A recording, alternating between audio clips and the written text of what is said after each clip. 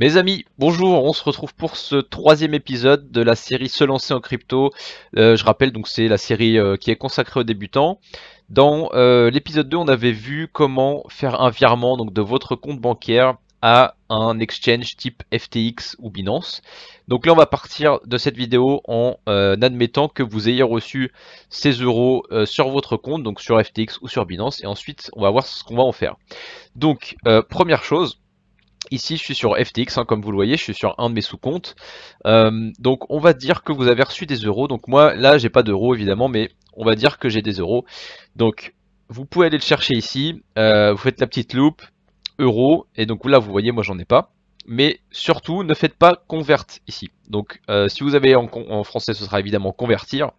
Ne cliquez pas là, parce que si vous cliquez ici, en fait, FTX va vous prendre des frais énormes, en fait. Enfin, énormes, je crois que c'est 1,5 ou 2%, donc ce qui est quand même beaucoup. Donc là, vous avez reçu vos euros, vous n'avez normalement pas payé de frais. Donc ce qu'on va vouloir faire, en fait, c'est toujours ne pas payer de frais. Et pour ça, il va falloir simplement aller sur la paire euro USD. Donc sur FTX aussi, petite précision, vous voyez qu'il y a une ligne USD. Ici, en fait, vous avez tous les stablecoins sauf l'USDT. C'est-à-dire que, là, par exemple, je vais voir, voilà, vous avez USDC, BUSD, TUSD, USDP. En gros, vous avez tout sauf l'USDT. Donc, ils vont mixer tout ça là-dedans. Donc, nous, ce qu'on va vouloir, c'est, par exemple, en USDC, donc ce qu'on va vouloir faire, en fait, c'est changer nos euros en USD, ici. Donc, on va aller sur la paire euro-USD, qui est là. Et donc vous voyez ici qu'en fait on est sur le marché Forex et on va vouloir échanger nos euros contre de l'USD. Donc ici ça va être aussi l'occasion pour nous de voir les différents types d'ordres. Vous voyez ici que order type, ici j'ai limit order, donc ça c'est les ordres limites. Vous avez les ordres marché également, donc ça c'est les deux que l'on va voir dans cet épisode. L'ordre limite c'est simplement quand vous voulez acheter ou vendre à un prix donné. Donc c'est-à-dire que vous allez être exécuté à ce prix. Donc à l'avance, vous allez savoir à quel prix vous allez être exécuté. C'est quand par exemple vous voulez peut-être acheter sur un support, vendre sur une résistance, ou que vous avez par exemple des take profit, donc vous avez voilà, vous achetez et vous dites moi je veux revendre 1 centime plus cher, donc vous mettez votre limit order en fait à ce moment-là. Et si par contre vous voulez acheter au meilleur prix du marché que le marché propose à ce moment-là, et bien vous faites un market order qui est un ordre marché qui en fait va vous exécuter à la meilleure limite. Donc c'est-à-dire que là ici j'ai le carnet d'ordre, ce qu'on appelle le carnet d'ordre. Donc c'est toutes les personnes qui veulent acheter et vendre. Et ici je vois que là si je veux acheter en ce moment, et bien c'est 1.022 et si je veux vendre c'est 1.019. Donc ça, si vous faites un ordre marché, vous allez être exécuté à cette limite-là. Donc, eh bien très simple, hein, si vous avez 100 euros à vendre, eh bien, tout simplement, vous mettez 100 euros ici. Donc là, c'est buy euro, donc moi je vais faire sell euro. Évidemment, là j'ai rien, donc il me dit que là j'ai mis trop d'euros parce que j'en ai pas. Et donc si vous le faites, vous voyez que vous avez 102,19 USD. Et si on regarde le cours pour 100 euros, 102,12. Donc là, c'est simplement quelques centimes de différence, mais vous voyez qu'en fait, c'est même en votre faveur, hein. Donc là, c'est 102,12 sur Google, alors que sur FTX, je suis à 102,19. Donc c'est pour ça, ne passez pas par convertir, parce que parfois, vous allez même être gagnant en fait en passant par la paire euro-USD. Donc vraiment, premier conseil, et il est important, c'est celui-là, n'allez pas en fait payer des frais pour rien. Passez toujours par euro-USD. C'est pareil sur Binance, hein. Sur Binance, ne cliquez pas sur convertir. Allez sur la paire euro-USDT ou euro-USDC comme vous voulez. Mais surtout, ne cliquez pas sur convertir. Donc une fois que ça c'est fait, on va revenir sur le wallet portfolio. Et une fois que ça c'est fait, vous aurez des USD ici. Donc là, j'en ai 1160. Et là, ça va être l'occasion pour nous de commencer à acheter des coins. Et c'est là où on va faire la différence entre spot et futur. Donc, le spot, c'est tout simplement acheter des coins maintenant. Donc c'est-à-dire que c'est un achat immédiat, c'est un échange instantané. C'est-à-dire que vous allez donner vos USD et on va vous donner du BTC, on va vous donner du BNB, etc. Et ces coins, vous allez vraiment les recevoir, c'est-à-dire que physiquement, entre guillemets, vous allez les avoir sur votre wallet, ce qui veut dire que vous allez pouvoir les withdraw, vous allez pouvoir les retirer de FTX ou de Binance et les envoyer par exemple sur MetaMask. À la différence du futur, qui comme son nom l'indique, c'est un achat différé dans le temps, c'est-à-dire que vous allez en fait acheter à un prix donné maintenant pour une livraison dans le futur. Donc pourquoi ces deux différents types? Pourquoi on n'a pas tout en spot ou pourquoi en fait pourquoi il y a des futurs? Eh ben, le spot en fait c'est bien si vous voulez acheter maintenant et bien garder les coins pendant 6 mois, 1 an, 10 ans, etc. Donc si vous voulez du BTC, vous achetez en spot, vous mettez ça sur un ledger et vous l'oubliez et vous rouvrez ça dans 10 ans, vous êtes millionnaire. Si par contre vous voulez faire du trading, donc si par exemple là j'ai des USD, je me dis je pense que le BTC va rebondir à court terme, j'ai envie d'en acheter pour revendre voilà, dans 2-3 jours et faire un profit, mais là ce sera peut-être plus intéressant de passer par les futurs parce que vous allez pouvoir faire de ce qu'on appelle de l'effet de levier, c'est-à-dire qu'avec 1000 $, je vais pouvoir investir 2000, 3000, 5000 $. Bien sûr c'est risqué, vous pouvez vous faire liquider, c'est-à-dire que si le marché part pas dans votre sens et que voilà, si le BTC dip alors que vous êtes à l'achat, et que ça fait un moins 50%, si vous êtes en x5, potentiellement vous pouvez vous faire liquider. Donc c'est risqué, mais voilà pourquoi on a ces deux terminologies différentes, c'est que spot vous achetez instantanément, futur c'est différé dans le temps, mais en fait on dit différé dans le temps, mais on a que des perps. Donc par exemple si je tape BTC ici, vous avez, j'ai BTC perp ici. Donc perp c'est pour perpétuel, c'est-à-dire qu'en fait vous n'êtes jamais livré. Donc le contrat ne mature jamais. À la différence par exemple des futurs qui par exemple maturent ou expirent en 2023, où là en fait la livraison c'est 2023, par exemple le 15 juin 2023. Là pour un perp perpétuel, vous n'êtes jamais livré. Donc c'est vraiment pur trading pour faire du leverage. Faites attention évidemment, je vous encourage pas à commencer par faire du trading sur les futurs, mais si vous voulez juste acheter du BTC et l'envoyer sur un ledger, passez par du spot, de toute façon, sinon vous ne pouvez pas le retirer, hein, donc passez par du spot et ensuite faites un retrait. L'occasion aussi de parler un peu de collatéral. Si vous êtes déjà initié et que vous voulez faire du trading sur futur, sachez que acheter un futur, c'est acheter un contrat. Donc vous n'achetez pas des coins, donc vous n'avez pas de collatéral. Quand vous achetez spot, les coins que vous avez achetés spot deviennent du collatéral. Donc ensuite, vous pouvez vous en servir pour vous mettre un effet de levier sur les futurs. Donc voilà, je ne sais pas si c'est clair, mais acheter un futur, c'est acheter un contrat. Donc vous n'achetez pas de coin, ce qui veut dire que ce n'est pas du collatéral. C'est assez important, c'est des petites notions si vous ne savez pas et que vous vous lancez sur les futurs, voilà, vous pouvez vous faire exploser très rapidement. Si vous partez en levier et que vous vous dites ouais mais bon là j'ai un futur, du coup j'ai pas de chance de me faire liquidité parce que c'est en collatéral, etc. Non, ça marche pas comme ça. Donc retenez bien ça, spot instantané, achat immédiat, futur, plus loin dans le temps, pour du trading, levier possible, donc opportunité, mais aussi risque. Donc maintenant qu'on est clair là-dessus, et ben tout simplement on va faire un achat. Donc là moi j'ai des USD, donc par exemple je vais aller racheter du BNB. Donc vous voyez hein, ici j'ai du BNB perp, ça m'intéresse pas parce que moi en fait je vais vouloir l'envoyer sur mon MetaMask ensuite. Donc je vais aller sur BNB USD. Donc là on arrive sur la paire BNB USD, donc c'est là où je vais aller acheter et vendre du BNB contre des dollars. Si je veux mettre un ordre limite, donc vous voyez je suis en limit order, il faut que je mette mon prix, donc ça c'est le prix auquel je veux acheter. Donc là bon on veut pas se faire forcément exécuter, donc je vais mettre 242 simplement pour vous montrer, je fais buy et vous voyez j'ai une ligne qui apparaît là. Donc ça c'est mon ordre, c'est à dire que si le cours, alors on va se mettre peut-être en 5 minutes, voilà, c'est à dire que si le cours atteint 242 pile 242,0, et bien je vais être exécuté, c'est à dire que là on va me livrer 0,01 BNB sur mon wallet. Ici pour la vidéo moi j'ai pas envie d'attendre, donc ce que je vais faire c'est que je vais faire un ordre market et là je vais être exécuté à la meilleure limite. Donc je vais simplement faire buy, hop, et voilà qu'il y a une petite flèche bleue qui apparaît, et donc je viens de buy 0.01 au prix de 243,058. Donc c'est parfait, je retourne sur mon wallet. Donc là vous voyez que maintenant j'ai un petit peu de BNB. Ce que je vais vouloir en faire en fait, c'est que je vais vouloir aller acheter maintenant sur un exchange décentralisé.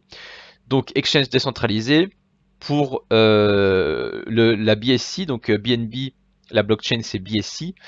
Je vais aller sur PancakeSwap. C'est simplement un exemple, hein. Pour Ethereum, ce sera Uniswap par exemple. Mais pour éviter de payer les frais de gaz, on va prendre comme exemple PancakeSwap. Et donc, comment on fait? Alors, vous vous souvenez qu'on avait ouvert un MetaMask dans la vidéo précédente. Donc, mon MetaMask, il est ici. Et vous voyez que là, je suis bien sur BSC Mainnet. J'ai 0,13 BNB déjà. Mais pour la vidéo, moi, je vais en envoyer 0,02 de plus. Et donc comment ça se passe? Comment je fais pour transférer ce que j'ai ici vers mon MetaMask? Très simple, j'ai account 1 ici, donc moi j'ai pas mis de nom sur mon account MetaMask, donc là on s'en fout, ça peut être n'importe quel nom. Mais en dessous j'ai simplement l'adresse, donc je vais simplement cliquer, vous voyez maintenant j'ai copié.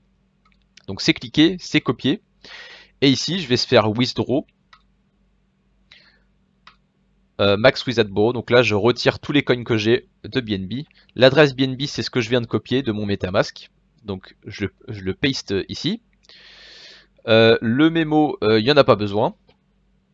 Parfois, hein, pour certaines blockchains, vous avez besoin d'un mémo. C'est simplement quelques chiffres, généralement. C'est 6 chiffres, je crois, généralement. Mais là c'est pas spécifié, donc j'en ai pas besoin. Sur mon MetaMask, on me dit pas de mettre un mémo, donc je n'en mets pas. Withdrawal method, donc là, moi, je vais mettre BSC. Donc c'est la Binance Smart Chain. Là, il faut mon mot de passe, donc je vais le mettre. Et ensuite, mon tout est fait. Donc le tout est fait, ce que je vous avais conseillé, hein, c'est de prendre le tout est fait de Google, Google Authenticator. Mais ça, après, bon, c'est comme vous voulez. Moi, je préfère le faire comme ça, sinon vous pouvez le faire par SMS aussi. Voilà, donc là, j'ai tout bien rempli et je vais simplement faire withdraw. Voilà, et là, vous voyez que mes BNB, en fait, viennent de disparaître. Je viens de recevoir un email qui me dit que bien ma requête de retrait est en cours de traitement. Généralement sur FTX c'est assez rapide, ça peut prendre vraiment quelques secondes, alors peut-être 1 ou 2 minutes, mais c'est vraiment très rapide. Donc ça devrait apparaître très bientôt sur mon MetaMask. Voilà, je viens de recevoir à l'instant mes 0.01 BNB, donc voilà j'avais 0.13 quelque chose je crois, et là maintenant j'ai 0.15. Donc on a bien reçu les BNB, ça a pris 1 minute, hein. J'ai coupé la vidéo mais ça a vraiment pris 1 minute. J'ai reçu un second email de FTX me disant que c'était fait, et quelques secondes après je l'ai vu sur mon MetaMask. Donc là on est bon, j'ai mes BNB, maintenant je vais aller sur PancakeSwap, on arrive ici. Première chose que je vais faire, je vais connecter mon wallet. Donc là, je mets MetaMask. Voilà, maintenant j'ai mon wallet qui est connecté. Et en haut à gauche, je vais faire Trade. Et ici, alors BNB, et je vais vouloir l'échanger pour des USDT. Hein, c'est simplement pour l'exemple. Voilà, hop, et je vais changer 0.05. Voilà, ça me donne 12 USDT. On est d'accord. Je confirme le swap.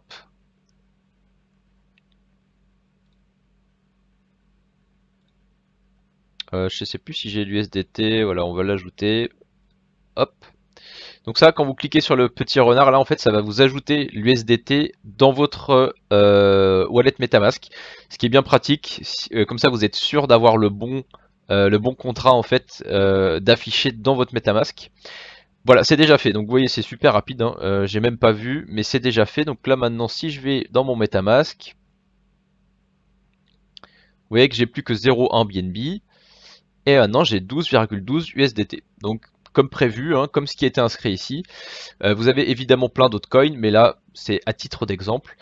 Donc c'était pour vous montrer sur un exchange décentralisé, ça fonctionne comme ça. Vous mettez ce que vous voulez vendre en haut, ce que vous voulez acheter en bas, le montant, voilà 0.1. Si vous êtes d'accord avec le montant ici, vous cliquez sur swap, vous confirmez sur votre MetaMask et c'est fait. Donc maintenant pour à titre d'exemple de la vidéo, ce que je vais faire c'est que je vais renvoyer ces USDT sur FTX. Comme ça, vous aurez vu tout, vous aurez vu la boucle, j'ai envie de dire. Voilà, j'ai mes USDT ici, je veux les envoyer. Donc je vais faire send, et là il va me demander l'adresse. Donc il faut que j'aille récupérer l'adresse maintenant sur FTX. Donc sur FTX, comme je vous ai dit tout à l'heure, l'USD et l'USDT, ce sont deux buckets, deux paniers différents. Donc là, vous voyez, j'ai USDT. Donc là, c'est ici, je vais faire Deposit pour aller chercher l'adresse. Donc rappelez-vous bien que là, on est sur la Binance Smart Chain. Donc Binance Smart Chain, je sélectionne bien celle-ci parce que vous voyez, sinon c'est différent. Hein. Et je copie. Et maintenant, je retourne dans mon MetaMask. Je clique sur mes USDT. Send, envoyer. Je mets l'adresse FTX. Donc là, on va vouloir virer le max. Le gaz, bon, vous pouvez le modifier. Moi, je vais le laisser comme ça pour que ce soit rapide. On fait suivant. On confirme. Donc là, vous avez les gas fees. Vous voyez, c'est très faible. On confirme. Voilà. Et là, vous voyez que ça devrait être assez rapide. Donc là, c'est pending pour le moment. Voilà, c'est déjà fait. Donc je vais retourner hop, sur FTX. Et voilà, donc là j'ai coupé la vidéo une nouvelle fois. Ça a pris, je pense, 30 secondes à peu près. Moins d'une minute, c'est sûr. Et donc là, bah, j'ai mes USDT qui viennent d'arriver. 12,12 USDT, on est bien d'accord. Donc vous voyez que c'est deux choses séparées. Donc vous trompez pas. Normalement c'est la même adresse, je pense, mais voilà, faut toujours double checker. Hein. Regardez toujours à deux fois que l'adresse correspond bien. Mais voilà, là on a bien retrouvé nos USDT ici. Et ensuite, bah, je peux aller les échanger. Donc là, si je fais USDT, vous allez voir tous les marchés. USDT, USD. Et là, par contre, là, vous voyez le perp. Hein, donc là, ça veut dire qu'on est sur les futurs. Mais j'ai plein d'autres pairs qui sont spot également. Et aussi, j'ai pas précisé, mais sur les exchanges décentralisés, donc comme PancakeSwap, Uniswap, c'est que du spot. Donc c'est-à-dire qu'on parle pas de futur ici, c'est vraiment vous échangez un coin contre un autre. C'est peer-to-peer, donc je vais pas vous expliquer. Vous avez la pool de liquidité, etc. Donc vous, en fait, vous donnez du BNB et on vous donne des USDT ou un autre coin que vous choisissez dans la liste. Mais voilà, en gros c'est ça, il n'y a pas de futur, c'est vraiment vous donnez un coin, on vous en donne un autre, il est sur votre MetaMask et vous en faites ce que vous voulez. Il n'y a pas de futur, il n'y a pas de perp ou quoi que ce soit. Decentralized Exchange, c'est simplement du spot. Donc voilà. Maintenant ce qu'on va vouloir faire pour boucler la boucle, eh bien c'est comment vendre. Rien de plus simple. Donc là moi je vais vouloir vendre mes USDT pour de l'USD. Alors bon voilà, ça ressemble un peu à rien parce que c'est un stablecoin contre un autre stablecoin. Donc vous voyez qu'évidemment on tourne aux alentours de 1 pour 1, ce qui est normal. Et ici, bien pareil, je vais vendre au marché pour ne pas perdre de temps. Je vais tout vendre, voilà, j'ai pas envie de garder du SDT, donc je vends tout. Et voilà, et là vous avez la petite flèche rouge et vous voyez que j'ai vendu 12,12 USDT à 1, 1,0000. Donc tout simplement c'est fait. Une nouvelle fois, si vous voulez limit order, vous précisez le prix, vous mettez le montant, vous faites sell et vous allez voir apparaître une ligne qui sera votre ordre limite. Et une fois que le cours atteint cette limite là, et bien vous allez être exécuté. Donc voilà, le carnet d'or est ici, vous pouvez vous repérer, voir qui veut acheter, qui veut vendre, à quel prix. On ira plus en détail là-dessus sur la prochaine vidéo, qui sera une vidéo, ce sera pour aller plus loin en crypto. Donc là maintenant, vous êtes capable de déposer des euros, de les échanger pour des USDT ou des USDC, etc. Et faire du trading. Vous êtes capable d'acheter un coin, vendre un coin. Vous savez ce que c'est que spot futur. Vous pouvez l'envoyer d'un exchange centralisé vers un décentralisé. Voilà, vous pouvez normalement faire tous les basiques. Si vous avez d'autres questions, d'autres remarques, ou si vous voulez qu'on aborde d'autres sujets, mettez-le moi en commentaire et on pourra éventuellement faire une autre vidéo là-dessus s'il y a plusieurs demandes. Le Discord également, allez-y, hein. Pour le moment il n'y a pas encore beaucoup de monde, mais il y a peu de contenu donc c'est normal. Je l'alimente en fait de manière régulière à chaque fois que je fais une nouvelle vidéo, je l'alimente, donc allez-y, n'hésitez pas à poser des questions. Et puis sinon on se retrouvera pour l'épisode 4 qui sera donc aller plus loin en crypto où là on va commencer à rentrer un peu plus dans le détail sur les tokenomics d'un coin, comment lire un white paper, etc., etc. Donc on se retrouve très bientôt.